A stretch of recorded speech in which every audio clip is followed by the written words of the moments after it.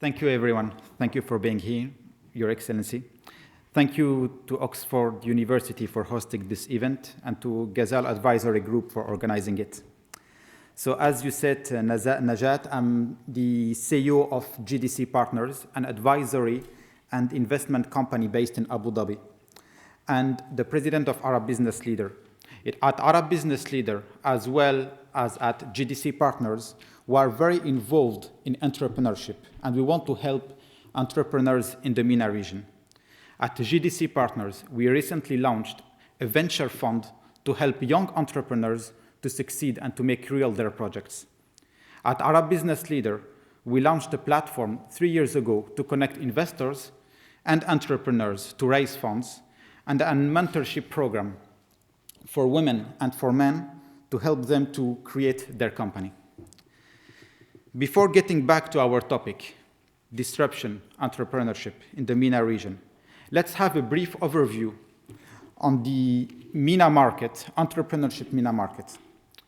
First of all, we cannot see the MENA market or the Arab world as one country or one people.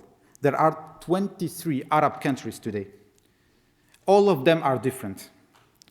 The most developed one are the United Arab Emirates, Morocco, Jordan, Egypt, Lebanon. For example, today the UAE only are the headquarters of almost 40% of the startups in the MENA region. Egypt is 15%. And in some other countries, there are only few startups. So really we have to make a distinction between all the countries in the region. The situation today is not ideal at all in the Middle East. But we have to keep in mind that all those countries are young. They are still learning. Most of them are below 70 years old. The UAE, for example, is only 45 years old. So the situation is getting better and better. And in the coming years, more and more innovation will appear in the region. How can we today define disruption? It's a revolution. It's something that changed the market forever. It's the interaction between how it used to be and the new approach. It's the link between the past, the present, and the future. It can be something destructive or constructive. You can destroy the previous innovation, change completely the market, or you can give an added value to the market. We have millions of examples. Let's take the smartphone, for example. It didn't destroy the old phone. You just give an added value to it with camera, with applications, etc. And today, everyone is addicted to this. So let's understand what drives the disruptive entrepreneur. First of all, we can see this entrepreneur, as someone crazy, someone who is not rational. You have to be crazy to say, okay, I'm going to destroy everything and create something new that has never been created before. So you have first to think out of the box. You have to be not normal, not like the other people. A disruptive entrepreneur is, according to me, driven by 3 important things. First of all, is passion. You have to love what you do. Second thing is a vision. You have to think on the long term. You have to understand the market and think beyond what is going on currently. But the most important quality of this entrepreneur is, I think, altruism. If you are driven by money, if you are driven by the will to be powerful, to be famous, you will never succeed. You can only succeed if you think, how I can help people. How can I make people's life better? If you think about money, forget it. You will never be a disruptive entrepreneur. You will never succeed in this kind of entrepreneurship. So, according to me, I believe that disruptive entrepreneur is above all an impact entrepreneur. You have an impact on the society. You change the market. There is before and there is after you. So this is how you can be someone very innovative in the market. In today's MENA market, there are a lot of barriers for entrepreneurship. But thanks to technology, high penetration of mobile internet, the situation is better, and it's easier and easier to create your company in all the 23 Arab countries or in all the MENA countries. So the most innovative companies today, the most innovative sectors are e-commerce, financial technology, media, and food and beverage. You have also many other sectors that today are impacted by disruption. Disruption can be seen as the sense of history. It's something that is inevitable. You cannot avoid it. It's here. You want it or not, it's here. So you have to, for example, to understand how the market is going on, how the market is driven, what's happening, and then you create an innovation. For example, Bayzat from Talal Baya, it's a platform to connect insurance and to give you the best rate for insurance health. He was working in insurance. He observed the market, and then he saw, okay, let's create this platform to make things easier and easier for people. So you have to understand the market to be a disruptive entrepreneur. In MENA market today, there are 400 million people living. Half of them are below 25 years old. And according to the World Bank, 65% of the children today will work for jobs that have not been created yet. And by 2022, the MENA market has to create 100 million jobs in order to cover the needs of the population. And SMEs and innovative companies have a big role to play. So disruption has to be encouraged by the governments in order to fill the needs of the population. So what are the barriers today for disruption in the MENA market? There are a lot, but the most important are culture, tradition, and knowledge.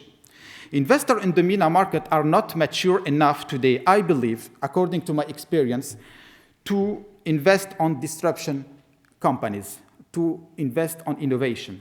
They always make, for those who know the MENA market, the GCC market, most of the investors make an arbitrage between investing on SMEs, innovation, and, for example, investing on real estate. How many times I heard, okay, this is a good investment, but I prefer to invest on real estate and getting a return on investment of 10%. This is, I think, an old way to think. So it's very difficult, we have to keep in mind, to disturb and at the same time to monetize. We have to understand that the model of Amazon, Twitter, and Facebook is something that takes time to generate money. And so investors have to keep this in mind in order to create innovation in the Middle East. Otherwise, we will never be successful in this region. Also, we have to keep in mind that we are in a very conservative societies. So it's very difficult for people who want to innovate to create something new that will change the market. He will always, or she will always find resistance from traditionalists. To finish, let's think about what are the solutions to improve the situation, to make it better and better. I believe there are a lot of initiatives. First of all is the education. At schools, at universities, we have to focus more on entrepreneurship. We have to teach to people you can take risk, you can fail, but also we have to teach them how to open a company, how to set up a company, what is a business plan exactly. Most of them they start working for governments, but no, we have to teach them what is entrepreneurship.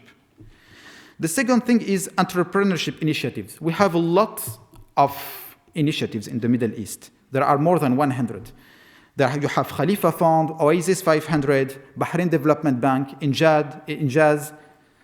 But we have to encourage more and more these initiatives and make them easier to access. Okay, you have all these initiatives, but today if you want to open your company, you need fund. You need to know how to do that. It's very difficult if you don't give easy access to those kind of initiatives.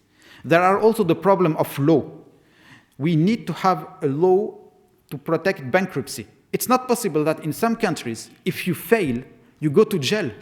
How can you open a company if tomorrow I put you in jail if you fail? So we need something like Chapter 11 in the US. We also need to protect intellectual property. You need to be protected when you open your company. Finally, I believe that women have a strong role to play in entrepreneurship. They represent more than 50% of the population in the MENA market. They have brilliant ideas. They are entrepreneurs, very successful. We have a lot of examples like Ambarine Moussa, the founder of Souk Al-Mal in the UAE, very, very successful woman. But we have to help those women to understand that, yes, there is a potential and we will help you.